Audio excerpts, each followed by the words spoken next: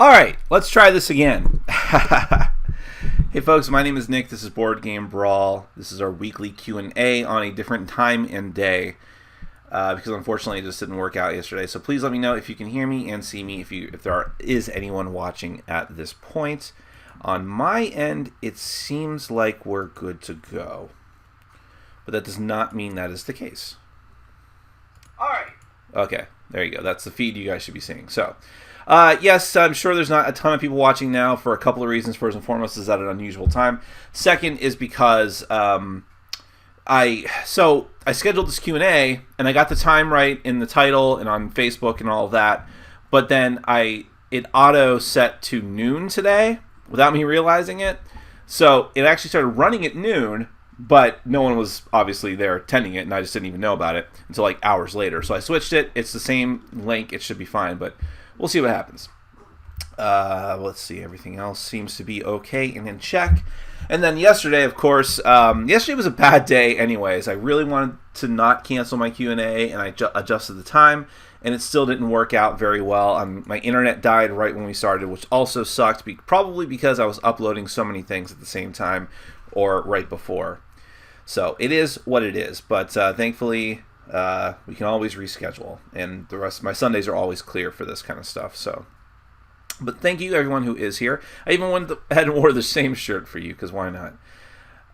So we're going to go ahead and answer questions as soon as some of them stack up, because there doesn't appear to be any at the moment, but whatever. We'll see what happens. But yes, if you can, go ahead and share this on social media.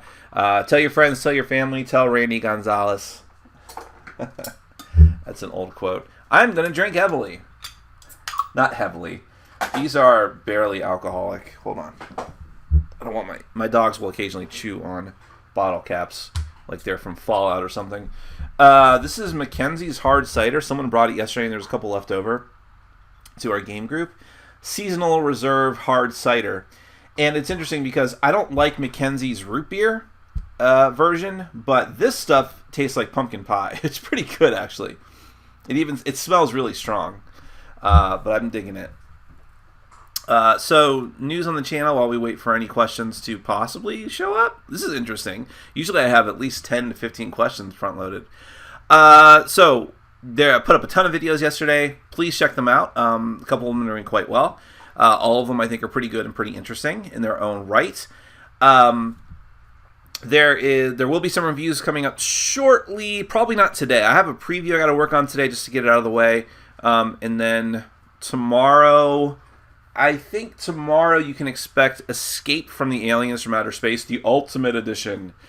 You might be able to expect the Time Stories newest review, which is Favor of the Pharaoh.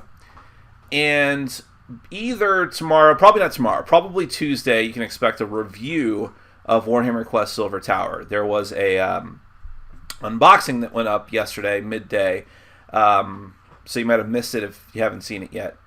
So go ahead and check that out.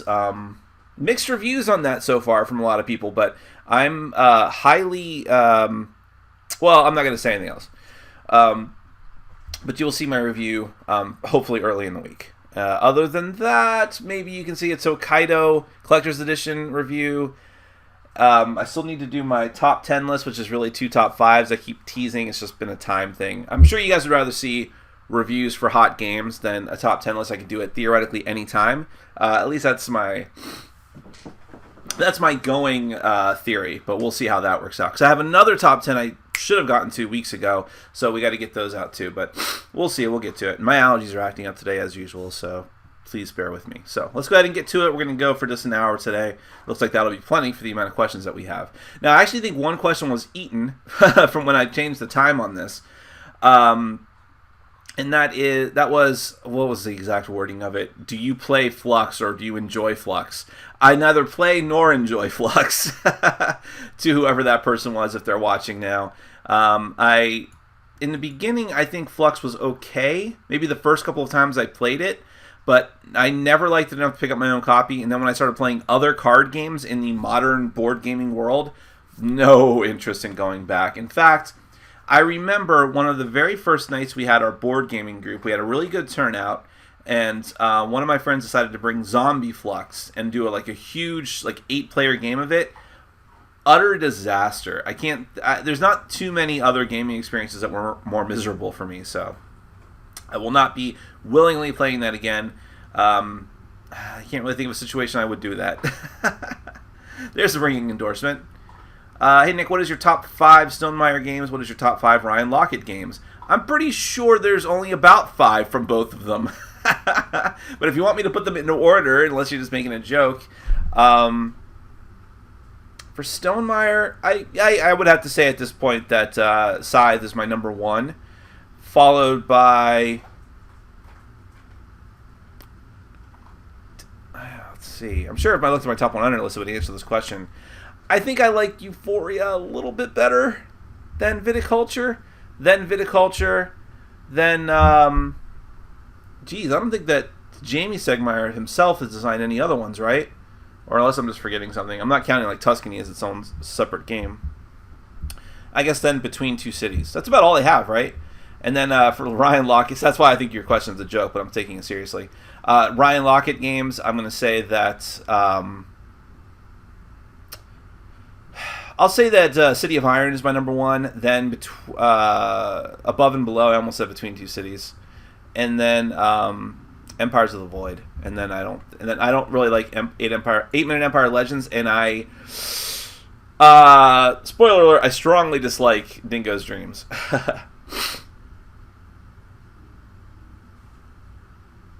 Let's see. What is the worst game you ever backed on Kickstarter? The worst. That's a tall order, my friend. Trying to sift through that catalog of bad games. There was one called Wands, which was an Uno. It's one of those games that decided to say, like, hey, let's do an Uno-type card game and make it a little more complicated and a lot longer. That sounds like a great idea, right? That was a terrible game. Oh, but no, I'm sorry. I can't believe I almost didn't say it. I got to give it away to Story War, of course. The game that I have been in a perpetual state of war with since it was first conceived. I backed that game based on cute cartoony graphics, thinking it might be very interesting. And it was then that I decided I hated storytelling games. Which is really sad because a girl came to our group last night for the first time. And she said that was her favorite type of game. It's like, no, I don't want to offend anyone. So I kept my mouth shut. I don't want to offend new people to the group. But she had fun. We actually taught her Takenoko, which is great when I have the giant collector's edition behind me. It's just really impressive to people. And then, what else? We played Codenames. We played a couple of games of Codenames. I lost both of them as the clue giver and as someone on the team, just choosing answers. It was super close though. Well, the second one was close.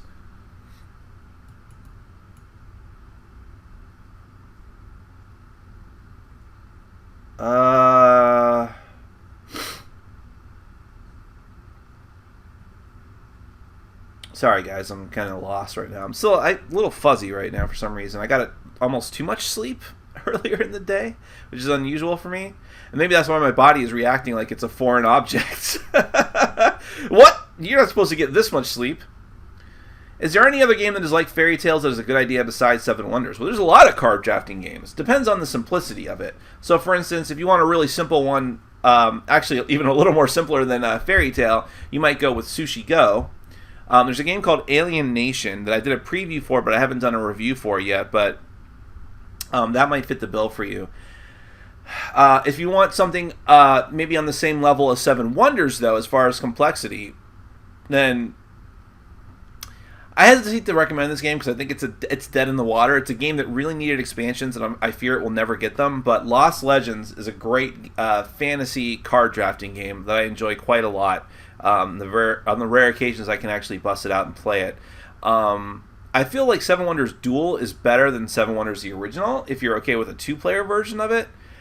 As far as other card drafters, I don't know. I'm going to kick that one to the audience. What are other, like, moderate to heavyweight card drafting games where that's the primary mechanism? Because my mind is blanking at the moment. Yes, I may be allergic to questions, but keep them coming because I'm also a masochist.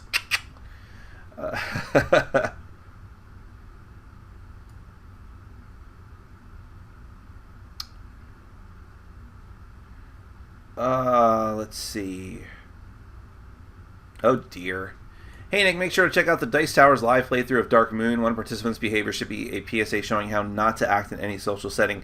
A total embarrassment. How dare you say that about Tom? I mean, no. I have no plans of watching that. I have not watched it. I don't like the game Dark Moon, so I think that would be a losing proposition for me all around. But I will take your word for it, Chris.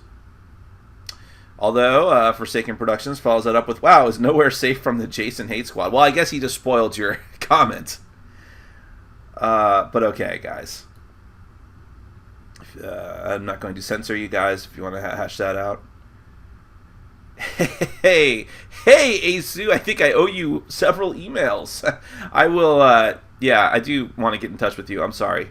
If it makes you feel any better, I don't respond to anyone's emails in a timely fashion, even people who are wanting to throw money at me. So,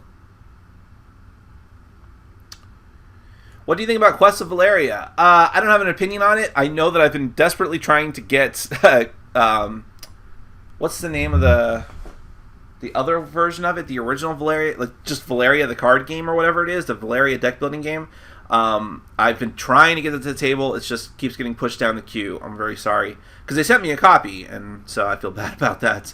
But it's a deck building game with fantasy artwork. So, but I know that Quest for Valeria is a different style of game set in the same universe. So I don't have a comment on it. Thoughts on Sefall? You throw me a softball? Or I think it looks awful, really. When you think about it, Sefall is really like the low point of gaming. Is it the nadir? No. No, I'm actually incredibly enthusiastic about Sefall, like most everyone. Anyone who doesn't hate legacy games. Although I think even people who typically hate legacy games, since you will ideally be able to continue to play this one, might come around to it. But we'll see. I mean, who knows? I can't ever tell you whether a game from anyone or any company or any designer is going to be any good before it's actually out. We all are just hoping, throwing pennies into the well and wishing. But I think that based off previous track records of why am I blanking? Rob Davio. I almost blanked on his name for a moment there. Rob Davio, Plaid Hat Games. It's hard to imagine it's not going to be at least good, if not amazing. I'm trying to determine whether or not I'm worried that it was in production for so long, or whether or not that was just like necessary. Like whether it's a good thing or a bad thing. Because I tend to I try to actually be optimistic. Believe it or not, in a lot of situations like this, I'm very optimistic. And I think, well, that means he wanted to get it right. He just wanted to, perfect, nitpick every single little thing and make sure that it's right and that it's not rushed. And how can that be a bad thing, right? But then at times, and I think even some designers I've heard have said this, like, you can spend too much time on a thing. You can agonize over something too much rather than going with your first instincts. But we'll see how that turns out.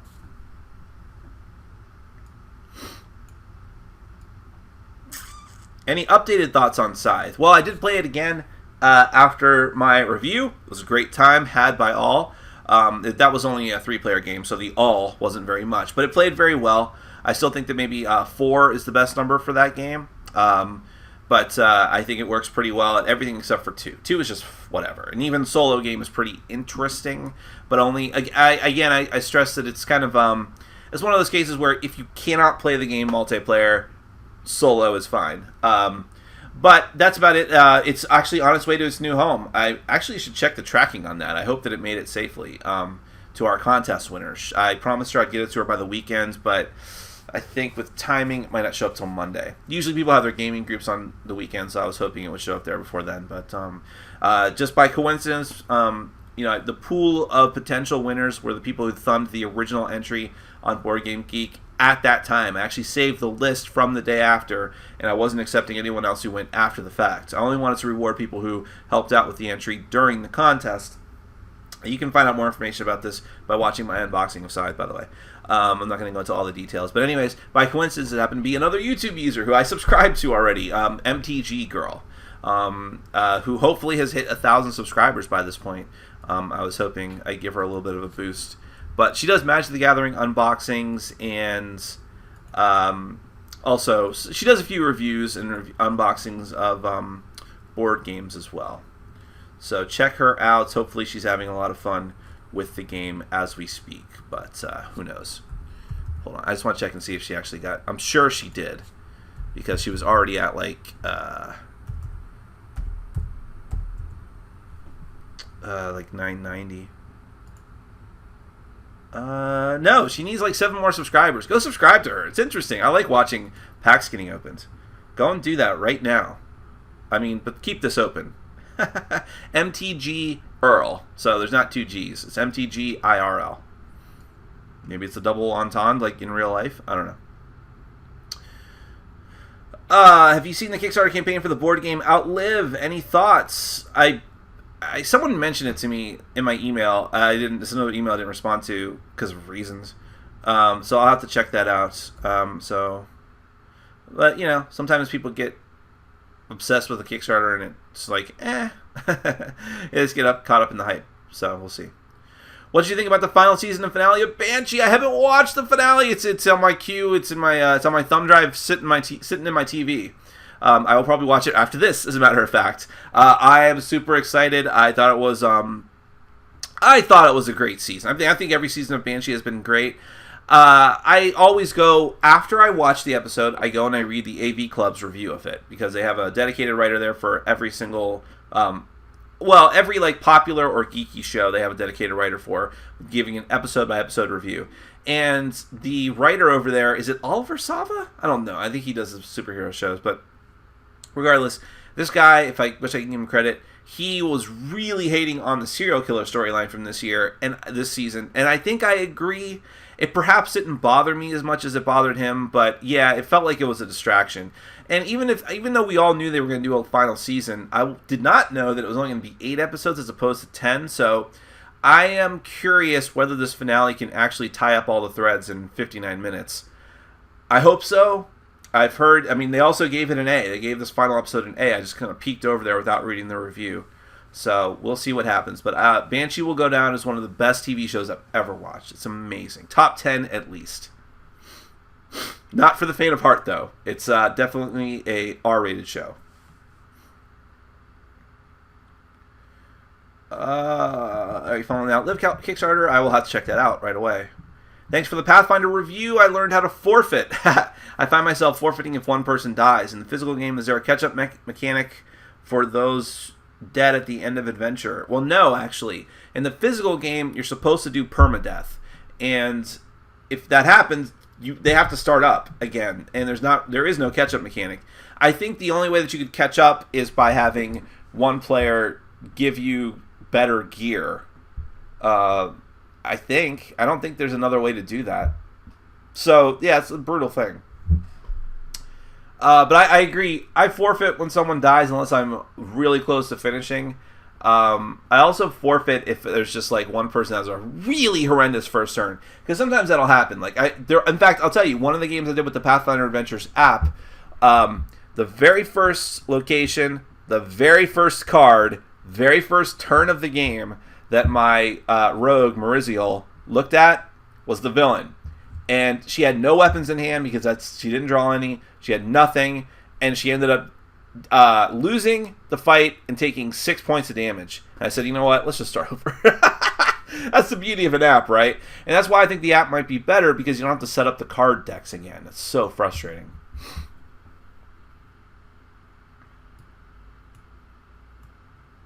Oh, Chris, I keep forgetting you're the guy who designed Alienation. I didn't even intend that. I didn't see your question before that. Medieval Academy, that's a good one. Among the Stars, that's another good one. See, it's you guys just remind me of these games that are really good. Medieval Academy is a great card drafting game that is a little more complicated than Fairy Tale, but less so than Seven Wonders, I would argue. Man, maybe it's as complicated as Seven Wonders. Seven Wonders is not actually that complicated. Some people seem to think it is, though. Like me, I guess. Which out-of-print game do you wish you had right now? Well, right now, for the purposes of comparison, I wish I had the original Warhammer Quest. I never cared before, but now so many people are saying, this new Silver Tower is such a sacrilege, and it's just a pale shadow of its former glory of Warhammer Quest, the original. But I have no basis for that, so I'm going to review the new one. I wish I could play the original. I know there's an app. I'm not really interested in trying that, but maybe I will anyways.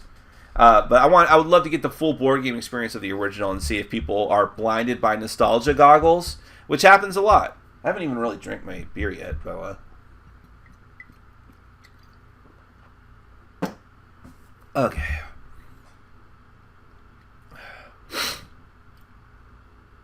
Let's see. How goes the storage locker hunt? Hasn't started. Well, I looked up online, saw some prices. None of them are, for the money I want to spend, none of them are big enough, but I have to find the time to just go over to one of these places. There's 2 very close to me, so it shouldn't be a problem. But I just have to find the time to do it. It's going to take a huge chunk of a day. And I always find myself, like, Saturdays, I'm against the gun to do as much as I can for the channel. Sundays, I want to rest and recuperate. And Monday through Friday, these places, the offices for these places close too early because I have a weird work schedule. I don't get out of work till 6 and don't get back up to Del Rey until like 6:30 because of traffic. So it's just finding time to do it. But yeah, it was kind of embarrassing. We had actually 3 new people last night, or 2 actually showed up. And my apartment is just stacks and stacks of board games everywhere, which for people who have been here before, it's whatever. For new people, it's like, oh my god, I've walked into a hoarder's apartment. Nick, I am writing up a proposal to host game nights for the developmentally disabled folks I work with. Any tips on hosting with people who might need more structure and support? Well, first off, that's amazing, and good on you for doing that. Sorry that I'm having a case of the sneezes right when I'm answering your important question. But any tips? Boy, I feel like that's above my pay grade. I'm sure there are incredible threads about that over on Board Game Geek you should check out. I know that there are, depends on what developmental disabilities these people have. So for instance, I know that there are special cards for the visually impaired, card sleeves for many, many games. I can't remember the name of the company that makes those, but they had a Kickstarter that got a lot of buzz for good reason. I think it's, of course, very important to do games that are within their capacity. But again, I don't know specifically what their disabilities are, so I'm not sure. But it might be good to have someone who's kind of a floater whose purpose at the meetup is to just help people who might need it. Like if there's someone who does not have the use of their arms, then you might have someone whose sole purpose is to move their piece for them, whatever the game might be, or to put out their workers, or to show them their cards and tell them which one to play since they have to keep their cards on the table. That type of stuff. But other than that, I think you need to go and look on Board Game Geek because I know this topic has been covered at length by a lot of really cool people over there. It's just a bit above what I've ever had to experience, so I don't want to speak out of school. Cheers from France, Nick. Oh, I'll be racist, I guess? No, I didn't mean to. I didn't know how to respond to that. But I'll respond with thank you because I like seeing international people. Interested in the newest edition of Blood Bowl? Or you're asking me? Well, I don't have any interest in it, like, in a general sense, other than I like what Games Workshop's been doing with their board games. So I'll check it out. Also, this is one of those things where anytime I'm on the fence about whether I'm interested in trying something, I have to think about, is it good for the channel? And it would be. I mean, look, the unboxing for Silver Tower has almost 3,000 views, I think. It's like close to 2,500 at least. So, and that's just the unboxing. So you can't say that there's not an interest for these games, and so I have to take that into consideration. But I did not play the previous physical edition. I did not even play Team Manager, which was the Fantasy Flight card game based off of it. Nor have I played the app. So I have no experience with it whatsoever. All I know is that it's like demon football. Wow, and the guy from France is up at 1 a.m. in France just to ask a question. I'll make sure to never answer a single one of your questions because am I not merciful? No, I will. How hard to learn to play Scythe? Actually, not as hard as you would think.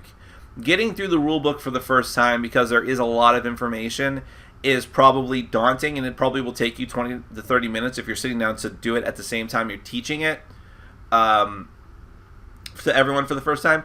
But once you get it, everything makes sense in that game. It's one of the things I like the most, so I'm not sure if I hit that point home hard enough in the review. if once you actually go through the nitty-gritty of how things work, everything is very intuitive. There's a synergy to the game, which is a word someone in one of my games used that I think is very appropriate for it. There's a synergy that just kind of flows and makes sense within the game. So I think the very first time it's going to be kind of tough to get through the rule book, just getting the information out there, but then people are going to pick it up really quickly if the group you play with is used to playing moderate to heavyweight games. How hard to learn? Oh, wait. Oh, okay, you're asking me. Tragedy Looper or Time Stories? Time Stories, I think. Tragedy Looper I like a lot, but it kind of suffers from, even though I like a lot of one versus all games, in that particular case, I wish that it was not necessarily one versus all game. And if it was, and you know, there's a benefit to being fully cooperative as opposed, which is what Time Stories is. And also, Tragedy Looper, speaking of games hard to learn, is incredibly hard to learn. So, and to play for the first time. So that's got to count against it. Time Stories, despite the fact that it has, well, they both have limited replayability. Time Stories, I would say, much more so. And theoretically, you can just make up your own Tragedy Looper scripts. Apex, would you be interested in looking at the second edition of the game again? It seems to have addressed most of your criticism, and I would love to know your opinion on it. I would. I'm just not willing to spend the money on it right now. I would have to buy my own copy. I was actually sent my original review copy of the first edition, and because I gave a mostly negative review to it, I think that the gentleman from the company, the designer and publisher, would not be interested in sending me the second edition and risking getting another negative review, which is fully understandable and is his right. But for me personally, I'm not going to spend, because I actually saw it at the store. It was at Cool Stuff, which even at their physical location has like the best prices around, and it was still like $50. And I'm like, I'm not going to do that for a game that there's a very, very good chance, based on prior experience, I'm not going to like. But if you enjoy it, I'm super happy because the premise of the game is at least amazing. How did you find the quality of the figurines of Warhammer Silver Tower? Are they worth the trouble of assembling them? So, you know, we played our first game last night, and we had to use nothing but proxies, and that's why I'm definitely not reviewing it yet, because it is different when you play with the real deal. But I did start putting them together today, and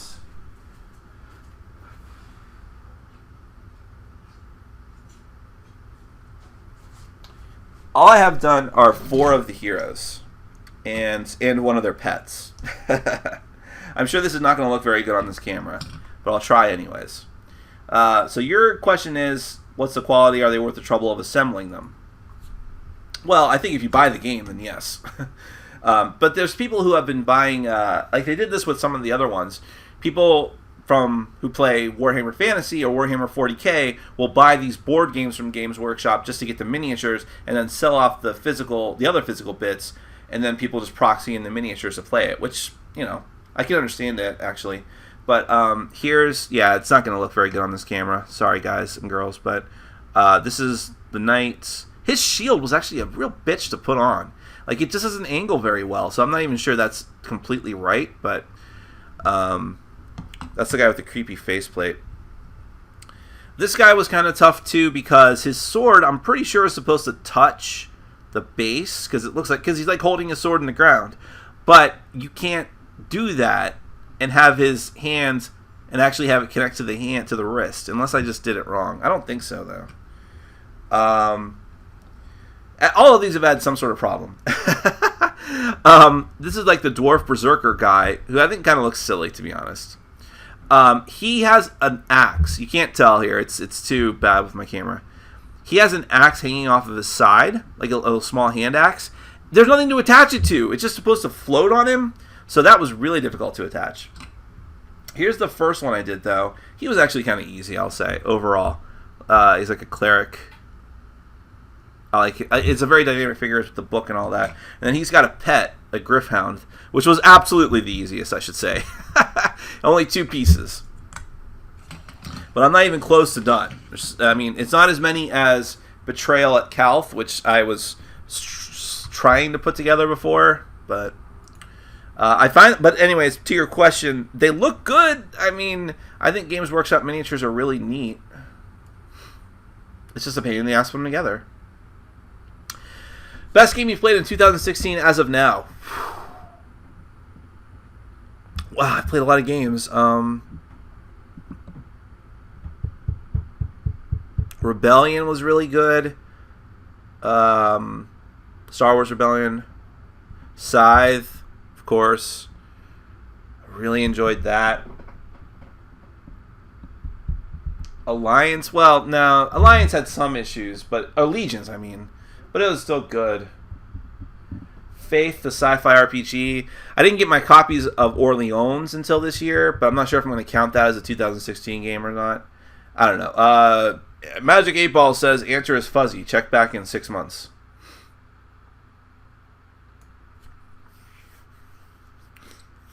I will never understand unboxing videos. I'm going to be very honest with you. I'm not sure I understand them. I just know that my audience loves them. Some of them do. Back when I remember one time I floated the idea of not doing them anymore in a Q&A, and like there was a few very vocal people who said, no, don't. And the internet is evidence enough that people seem to enjoy them to a degree. Now, I will say, if you look at it from a practical standpoint, and I'm not practical with how I buy my games, but a lot of you have to be, and of course you do. And you should be. An unboxing can be... Oh, God. I'm stifling a sneeze. It sucks. I don't know why this always happens when it's time for the Q&As.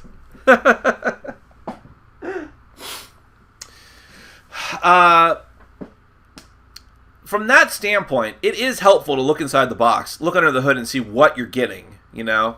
It's better than a picture, at least. There you go. That's better. So it's better than a picture that the production company puts out, right? So if you really want to get a practical use out of it, I think an unboxing video can be helpful in that regard. But yes, people who just do it to do it, I do it because people like it. And it doesn't take a lot of work on my part. If I hated doing it, I wouldn't do it, despite how many people like it. But people who enjoy it, again, it pushes me off the fence to do it. Do you think it is better to just have my friends watch Rodney watch it played, or I teach a game? Well, I think it's always better if you can teach it, because you're there, you're in person, you're talking to them, and you're showing them and picking up the bits and showing them how things work. I would say any video that teaches a game, a run through or anything, would be a last resort. I don't know how to play this game. I don't want to teach it. You know, that's why I try not to spend too much time on the overviews in my videos, because they're not supposed to be teaching aids. They're just for people who might be interested in buying the game. Because I think it's always better to teach it in person. I don't completely understand. I mean, as much as people don't understand unboxing videos, I don't understand videos whose entire purpose is just to teach a game, especially since the publishers typically make those videos anyways, especially for Kickstarters. You should check out Wasteland Justice, a racing game I think you will like. Well, I don't like racing games in general, but I'll check it out. Thoughts on the Legends of Tomorrow finale? I thought it was very good, actually. Someone yesterday, before my YouTube Q&A got shut down, said that they thought it fell flat. Maybe that was you. I thought it was pretty good. I thought it ended things nicely. I thought that well, I'm not going to give you spoilers, but it dropped like a big DC flavored bomb at the end, setting us up for next year. Excuse me for one moment.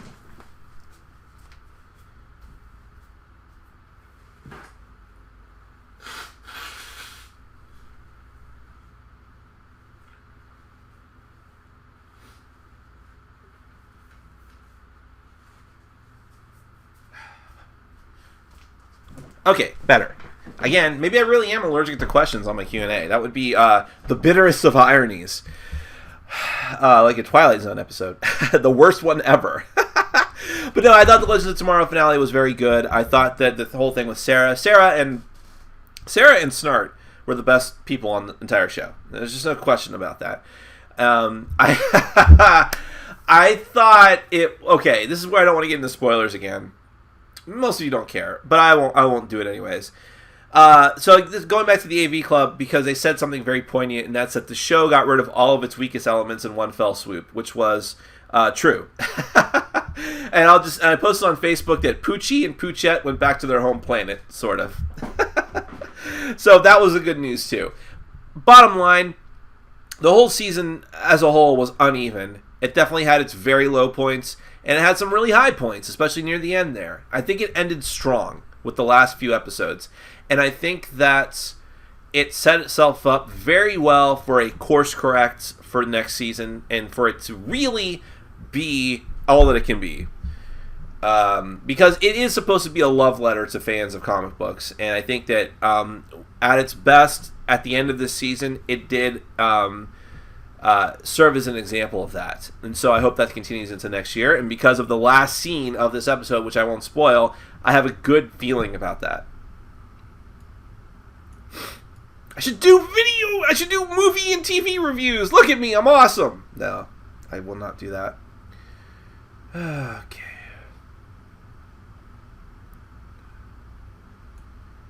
Are you a Dota Defense of the Ancients guy? There's a new... See? You didn't think I would know that, huh? There's a new Kickstarter board game called Load that's sort of like Dota. I believe I'm getting a preview copy of that. I think I'm going to be doing a preview of Load. I'm not a Dota guy, though, but doesn't mean I wouldn't enjoy that in board gaming form. What's the other one? I was thinking of something else. Did you ever play Mistfall solo? The real question you should be asking is, have I ever played Mistfall, or has it been stuck in purgatory for 7 to 8 months? Because that's the real answer. Are you ever going to trick your game group into playing on camera again? I enjoyed your live plays, even if you think they're awful. Sure, some of them can be. I know that Ian would do it again, and Ian is a fan favorite. Sometimes much to my chagrin. I do believe, by the way, and I don't really care. It's fine. I didn't really chew him out for this because it just was what it was. I do believe that Ian and Robin were partially responsible for me being kicked off the Dice Tower. Because I know that Vassal watches all my Q&As. He's probably watching this one either now or after the fact, because he's obsessed with me. But he was definitely doing it at the time, and they said some really derogatory things about Christianity and pastors, and him in particular. That even on camera, I was like, oh, no. So I don't care. I thought it's funny, but it is interesting that they probably made that happen. Or at least were part of the problem.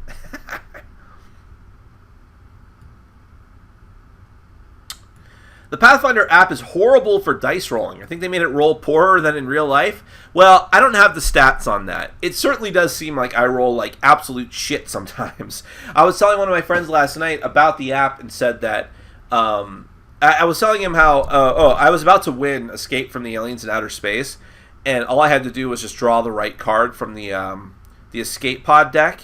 And I had a 1 in 5 chance of drawing the bad card. That means I would have failed, and then I probably would have been killed by the aliens. And they were like, "Oh, you probably got this wrapped up." And before I drew the card, I said, "I'm calling it now. I'm going to draw the red card because I always snatch defeat from the jaws of victory." And I gave the example that in the Pathfinder Adventures app, I had my favorite character is a sorceress, and I was fighting a goblin raider or something that had 9 combat value. That's all I had to beat.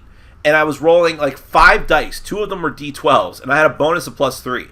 So it's the only way to fail would have been to roll all 1s. So what do you think happened? I rolled all 1s on every one of my dice. Ended up with 8. And I needed to beat a 9. And that app, it happens in that app. I mean, it's very random. But I would argue that it's not, from what I see, it's not any different than the real game. Because the real game, rolls can destroy you. And it happens to me. Or when I used to play the physical game. So yeah. By the way, Escape from the Aliens in Outer Space. I'm going to do my review of it soon, so I'm not going to spoil too much on that. But the one game we've played so far, I still need to play it again. They didn't know where I was the whole game. I kept getting lucky in drawing these silent sector cards, or silent null sector cards, which could be items as well. I had a whole stack of them in front of me. People were getting pissed off. The one time I drew a card that would have made me reveal the sector that I was in, I told them a sector all the way on the other side of the map. And it worked out math-wise, because I picked one that was the same distance as I actually was from my current position. And everyone was like, wow, it worked out. And so, because I could have drawn a card that made me say the exact sector I was in and I wasn't allowed to lie, but they all just assumed I was telling the truth. They're like, well, he's gone. And so they completely gave up on even finding me and enabled me to just walk to the escape pod. I kind of took my time. I visited the merchandise kiosk, bought some souvenirs for home, and then went to the pod and got away.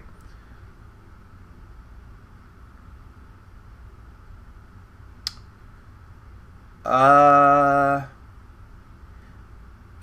suspect a lot of people are upset about Silver Tower because it's based on Age of Sigmar rather than the original Warhammer. Yeah, I know. And I don't have a dog in that fight because I haven't played any Warhammer Fantasy, the actual game, and nor have I played Age of Sigmar.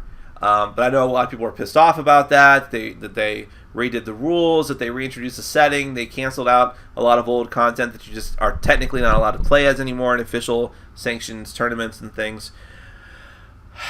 I don't know what to say. I don't like the stupid face masks that the knights have. Isn't that new for Age of Sigmar? But other than that, I don't really care. But I can understand if people are upset about it.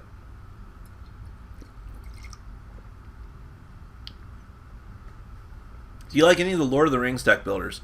No, I haven't played any of them. If you're talking about the Cryptozoic Cerberus engine ones, I'm sure they'd be fine because they're all the same game, just with like some key differences, like things that they add on. Like Naruto has chakra points for the characters, and the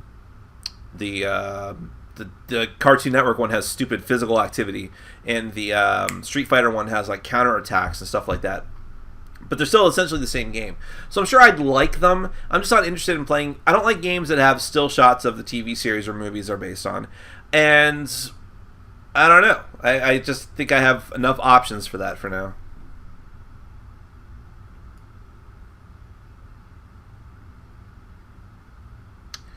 Hi, Nick. What's new with BoardGameBliss.com? Wish you weren't as busy to post more videos. You're the best.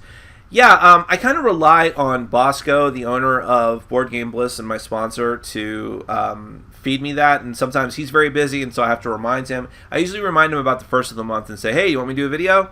And we'll get to that.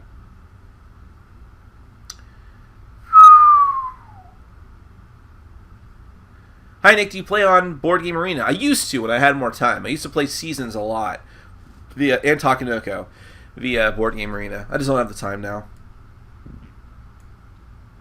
Yeah, really. A drinking game. Play every time Nick gets the sniffles. Yeah, it's probably because I just don't sleep enough. I don't eat well. My whole body is shutting down. But, hey, whatever.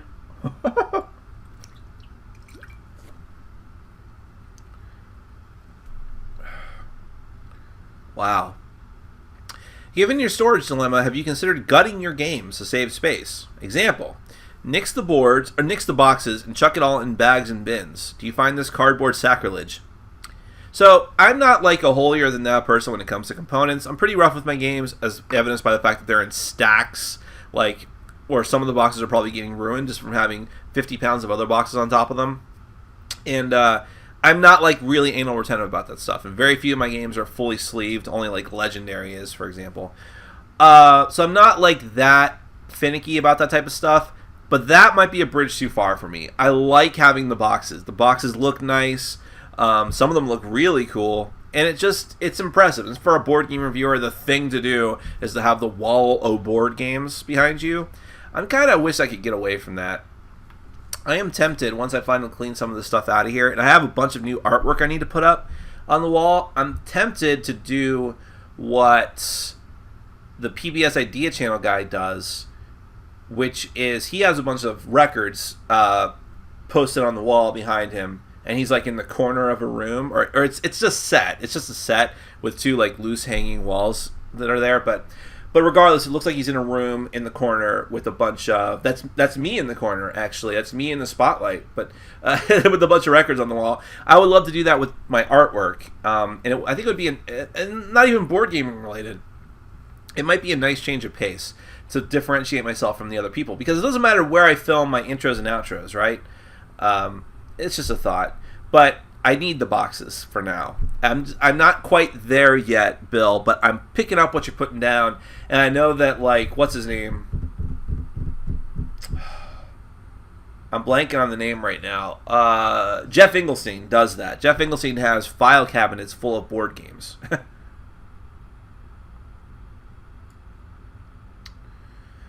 Top 5 board game apps. Well, I don't play a ton of them, so this will be very easy for me.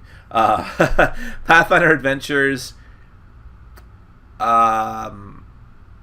Ascension, completely replace the original game for me. I'm probably going to get rid of all of my Ascension stuff, actually.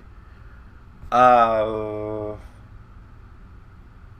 if it's open up to games that just enhance the original version, then I would say, like, the Legendary Randomizer is amazing.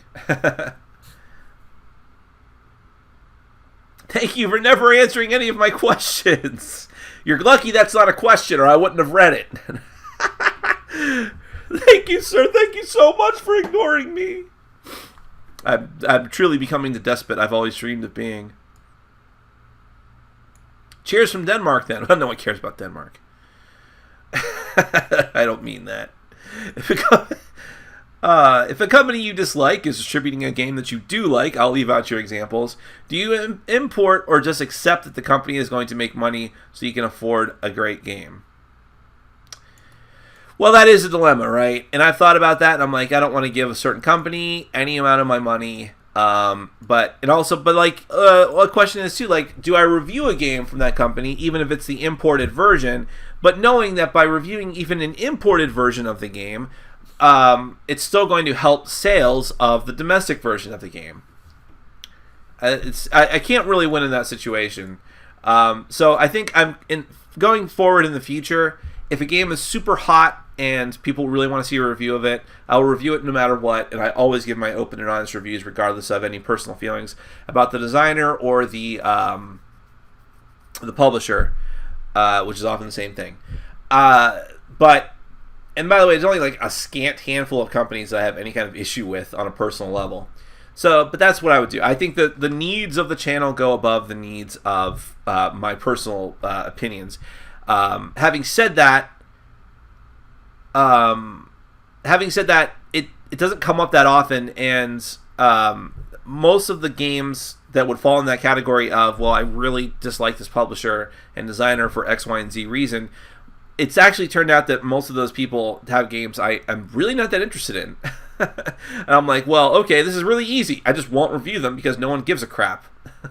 They're not popular. They're not amazing games, and I feel no guilt over not even touching them.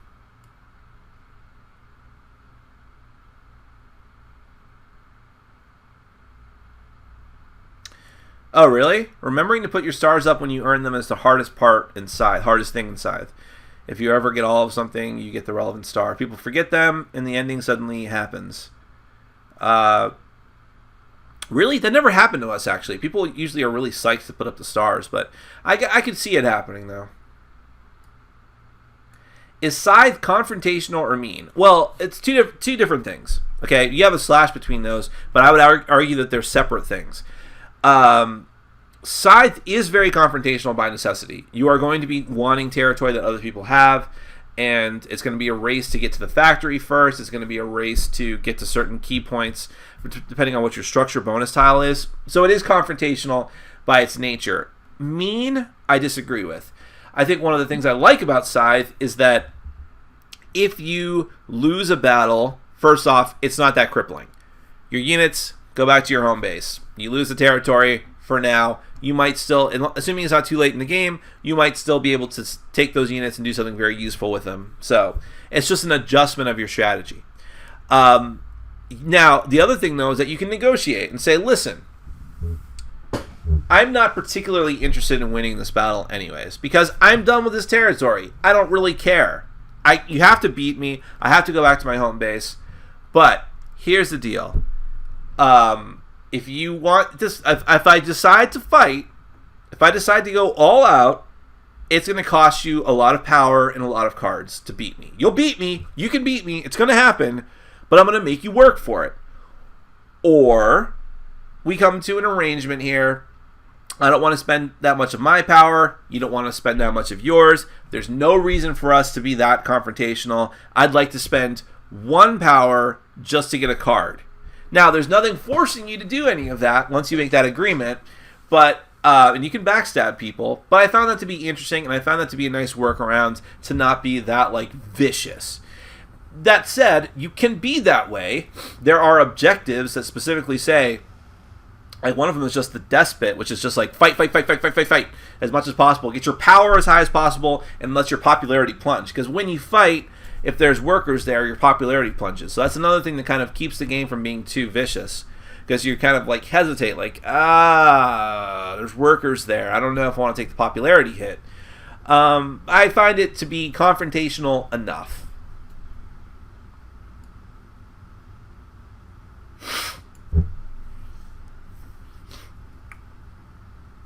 Yeah, Tragedy Looper has some issues with the learning curve for sure.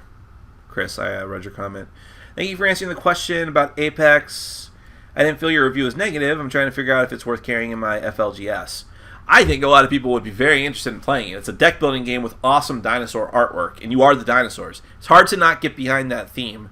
And yeah, I think my review was pretty even-handed. There was parts of the game I definitely did not like. I thought it was too like all over the place, kind of a big mess. But I never complained about the theme. The theme is pretty amazing. And the theme is like the best thing about the game, and it's fantastic. That dwarf, is he from Clan Cockatoo? Yes, I believe he is. It's ridiculous. Having said that, while I think he looks really goofy, the detail is pretty amazing on him.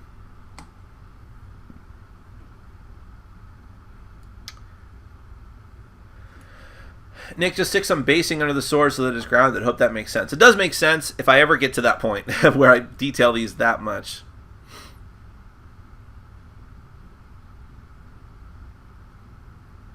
Unboxing videos are great. We all love to open presents, even through proxy. Doubly so for lunchtime, huh? Oh, okay. Doubly so if it's something you're going to receive soon and looking forward to. Yeah. I agree, for the most part. But I don't still understand it necessarily. Like, I don't watch other people's unboxing videos.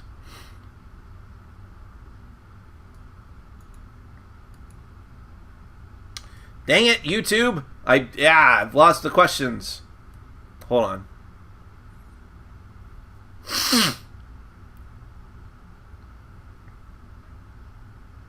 This is really frustrating. YouTube's comment thing is awful. On my end, at least. Thank you very much, Asu, for my t-shirt comment. What are your thoughts on the Dark Souls board game? I think that's become a more popular question than my what that game is with the mouth. I think it looks okay. I don't think it looks that great. I think the miniatures look great.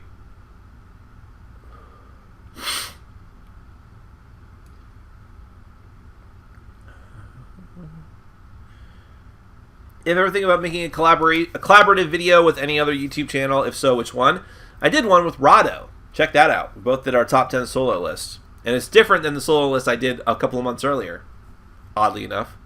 For the future, though, I don't know. If it comes up, it comes up. I wouldn't mind doing one with Joel.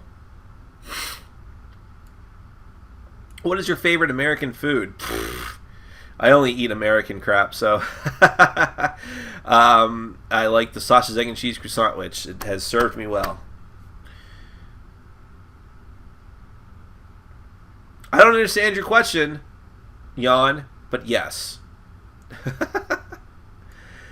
Nick, how does the flow of Force of Will compare to other CCGs? That's pretty well. It's interesting you mentioned that because Weiss Schwarz is a game I really want to love, but I'm really having trouble with the flow of that game. It really feels like kind of like stop and start. But Force of Will is just basically... Force of Will reminds me a bit of Elder Dragon Highlander or Commander in Magic. So it flows pretty well. Have you had a look at Anachrony on Kickstarter? Any thoughts? I have not. I've heard of it. I will say I'm very behind on looking at Kickstarter. I probably haven't even browsed Kickstarter in 2 weeks. I know, it's terrible, right?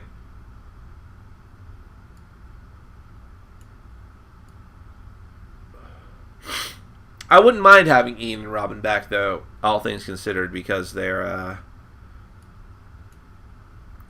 really fun people. It's especially fun because you have to kind of coerce and twist Robin's arm to get her to show up on video or anything. But when you do, she just lets loose. It's kind of fun. Chris says, more live plays? Of course, of course! In the Cenk Uygur voice from the Turks.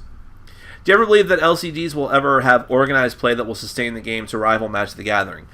To rival Magic the Gathering, good luck.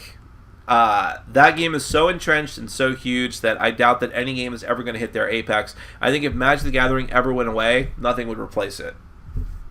Just my thought. There is organized play for all these LCGs, for most of them, especially like Netrunner, although I feel like Netrunner's star is falling a bit. It's just my opinion, just looking at the landscape and how much people talk about it. But even so, even if they hit their apex, I don't think it will come anywhere close to Magic. That's not like me being a Magic fanboy. I only play Magic very rarely and very casually. I have nothing like... I'm not in the tank for Magic, but it just is what it is. I mean, it's hard to argue with how much of a phenomenon that game has been. Fury of Dracula or Spectre Ops? It's interesting. I just mentioned that last night that we were having a conversation about it. I'm going to say Fury of Dracula. I feel Fury of Dracula is more gamey, has more going on in it, and is even more thematic than Spectre Ops. Spectre Ops, to a degree, if you were to take away the trappings of the artwork and the components and the board and the miniatures, would be not all that thematic. Let's just be honest about that. Whereas Fury of Dracula, I feel like the theme is steeped in everything that you do in that game. From the cards that you play, to the actions that you can take, the battles that you go into. Whereas Spectre Ops, the point is to not ever get into battles ever, if you can avoid it. If you do get into battles as the runner, something's gone horribly awry, and you're probably going to lose. But that being said, I love Spectre Ops. It's a great game.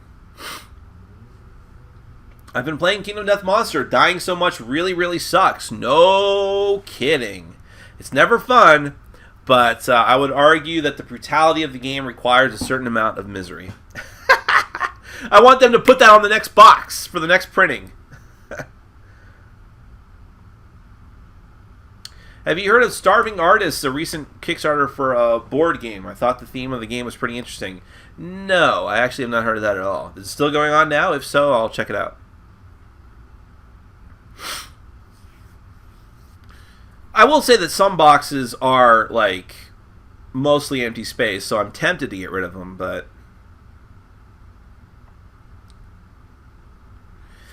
Did you back the Don't Mess with Cthulhu Kickstarter game? I did not. Who did that? AEG? Yeah, AEG doesn't like me, I don't think, so they probably won't put me on their reviewer list, but I have the original Time Bomb. I'm not really interested in that one. If you haven't talked about it, Warhammer Quest thoughts. Of Silver Tower, I'm not ready to give my thoughts on that yet. I need to play it some more. I want to play it solo. I want to play it with the actual miniatures, even though I know they don't have a gameplay purpose. I just want to play it with the original miniatures. Soon. Tuesday, probably. Review. Ooh. A homemade character for Spectre Ops whose power is to go through walls named Ghost. That's pretty cool, actually. Yeah, there is a Warhammer Quest app. I have it. I haven't used it. The thing about the Warhammer Quest app is it's designed to give the game more replayability by giving you more characters and monsters and things. I'm not anywhere near that, though. So I don't know that I'll be able to review the app with the game at the same time. I will tell you that I'm probably going to do more app reviews in the future. I'm going to try to do a review of Magic Puzzle Quest and probably do a review of this. I'm going to do a review for Road to Legend because that went pretty easily, right? I'm not sure how many people actually liked my Pathfinder Adventures review, but it was easy to do. And I had fun doing it. I'm literally making a video while playing, which is really cool. Making a review while playing it. What other reviewers or podcasts do you listen to? I don't really. I will occasionally check in on the videos from Rado and Joel because I feel like if I do just desperately need to know an opinion on something other than my own, like a game I haven't played yet, then they're the ones whose opinions I probably trust the most. And they're just good dudes, and I want to support them with at least my views, right? But as far as podcasts go, I don't have the time to listen to any other podcasts right now. And most board gaming podcasts are pretty awful. I don't say that because like I've got any kind of beef with any particular podcast. I say it because most of them are the exact same thing. Most of them have very, very, very poor audio quality problems. And it's just tough to go back to that after listening to like high quality podcasts.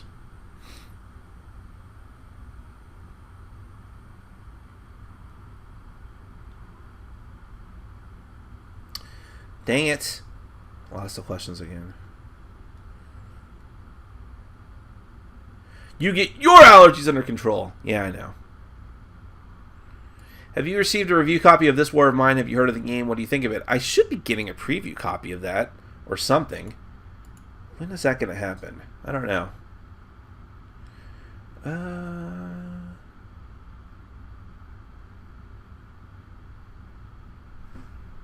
Huh. No, I don't know. You're saying there's another legendary randomizer that is updated? The one I have is updated. The one I have is current all the way through Captain America, Captain America 75th anniversary. So yeah, whatever legendary randomizer I'm using, whatever it's called, it's currently up to date, and it's the one that lets you enable you select different things, what sets you want to use, what you don't want to use. Do you want to use shield or Hydra agents? Do you want to use villains stuff at all? Do you want to do total free for all random, or do you want to adjust it to keep things like to have synergy between the cards, the heroes you choose, that kind of stuff? Have you considered using Twitch instead of YouTube? No, but I should look into it. Oh, it's a Douglas Adams quote I didn't even get. Double so for lunchtime. Time is an illusion. Lunchtime doubly so. That is a great quote. Aside from shelves, what are some other board game storage solutions? I'm having trouble with all my zombie side stuff. Yeah, zombie side stuff's a problem. I know people will buy like big tackle boxes and things filled with foam to put all their miniatures in. I never found a good solution for that, to be honest.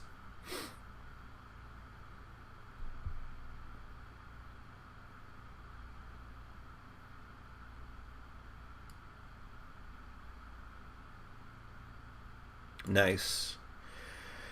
Asu is talking about an epic game of Fury of Dracula. I do love that game. Yeah, Robin is pretty cool. I'll try to do more live streaming. I tried to do, after my live Q&A ended prematurely yesterday, I tried to immediately do a Facebook video on my phone because I've seen the Young Turks do that a lot. I didn't have the signal strength. It was really frustrating. I'd love to do impromptu Facebook videos, live streams, like during our game sessions. How often do you play Argent? I've been interested in getting it, but afraid that the complexity of the game will scare anyone in my gaming group from playing it.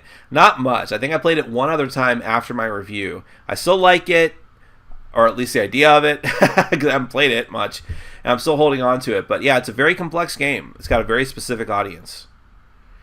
Have you tried Forge War? Hold on. What just happened? I lost it again.